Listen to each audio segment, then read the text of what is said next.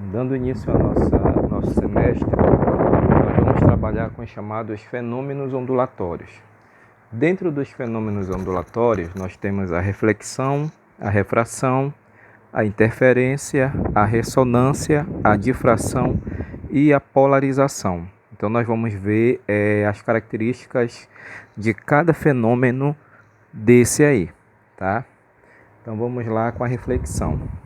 Bom, o fenômeno da reflexão, ele é um fenômeno ondulatório em que uma onda ela irá se propagar em um meio, ela vai incidir sobre uma superfície de separação sobre um segundo meio de característica diferente e vai voltar a se propagar no meio original.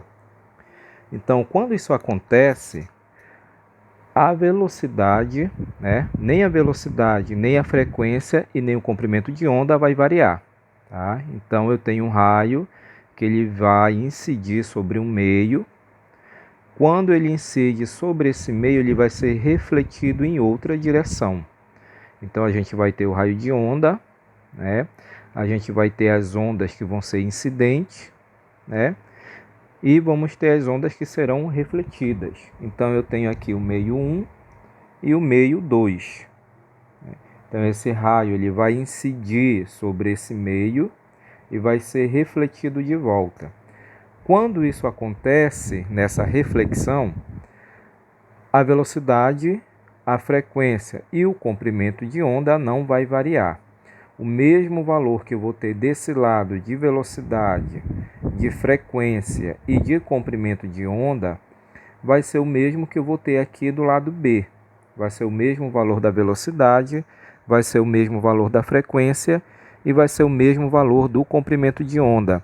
Então, significa que aqui no raio que vai incidir, que é o raio A, o mesmo valor de velocidade, o mesmo valor de frequência e o mesmo valor de comprimento de onda vai ser igual ao que vai estar sendo refletido aqui no raio B.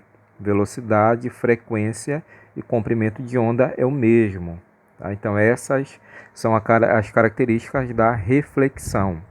O raio incidente, que é esse aqui em A, o raio A, que é chamado de incidente. Anormal, que é esse ângulo que é formado aqui. E o raio refletido, que é o raio B, eles são coplanares. Quando nós dizemos que o raio incidente, anormal e o raio refletido são coplanares, significa que eles estão inseridos no mesmo plano, eles são pertencentes ao mesmo plano. E o ângulo de incidência, que é esse aqui, que é chamado de I, é igual ao ângulo de reflexão. Então, quer dizer que se aqui for um ângulo de 30 graus, no ângulo de incidência, no ângulo refletido, eu também terei um ângulo de 30 graus. Então, essas são as características da nossa reflexão. Velocidade, frequência e comprimento de onda não varia, é o mesmo valor. O raio incidente, que é o raio A, anormal, que está aqui no centro, e o raio refletido, que é o raio B, todos são chamados de coplanares. Significa que eles estão inseridos no mesmo plano aqui. Tá? E o ângulo de incidência, que é esse izinho, é igual ao ângulo refletido. Então, aí nós temos a nossa chamada reflexão. Tá? Então, a gente tem aqui o desenhozinho, o ângulo de incidência e o ângulo sendo refletido. O raio de incidência que bate aqui em um meio, e ele vai ser refletido de volta. E o ângulo que é formado aqui entre esses dois raios tem o mesmo valor. Então vejam só, a gente tem as chamadas reflexões em cordas, A gente tem a chamada reflexão em corda com uma extremidade fixa e uma extremidade em corda, uma reflexão em corda com a extremidade livre. Vejam só que a reflexão em uma extremidade fixa, a gente observa que há uma inversão da fase da onda que será refletida. A onda vem, ela bate aqui no obstáculo e ela é invertida de volta à fase dessa onda. Tá? Ela reflete de volta, só que sendo uma fase invertida, né?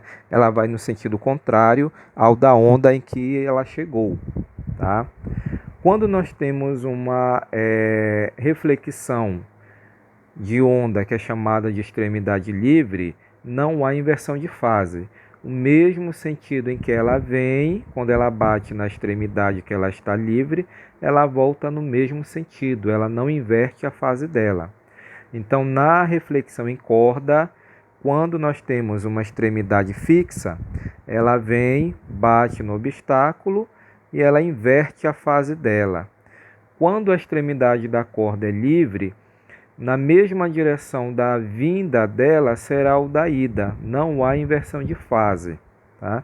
Então, nós temos essas duas características de reflexão para uma corda com a extremidade fixa e uma corda com a extremidade livre. Na extremidade fixa, nós observamos uma inversão da fase refletida. Na corda que tem a extremidade livre, não há inversão de fase refletida. A direção de propagação é a mesma da fase em que ela está. Nós temos também outro fenômeno que é chamado de refração. Tá? Então, o que é a refração e quais são as características que nós teremos em uma refração? Né?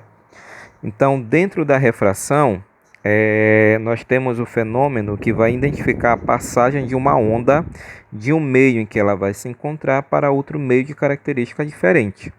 Tá? Então, no caso da refração, nós temos uma mudança de meio aí da onda.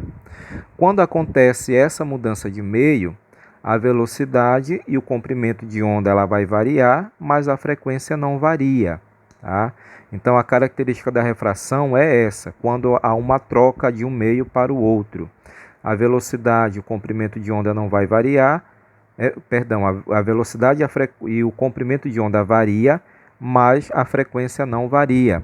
Por exemplo, quando nós temos uma onda em uma praia, que ela vem no sentido lá do meio do mar para a praia, nós sabemos que ela vem de uma área mais profunda para uma área mais rasa.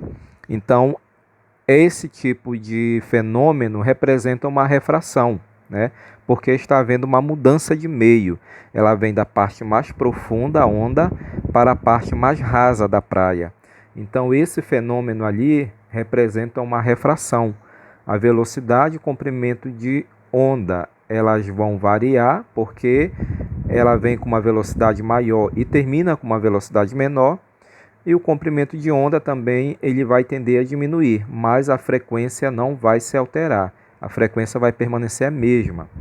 O raio incidente anormal e o raio refratado também são coplanares aqui na refração, né? Eles vão estar inseridos todos no mesmo plano. Tá? E a onda ela vai sofrer uma reflexão segundo essa relação abaixo aqui, que é chamado relação de Snell-Descartes, né?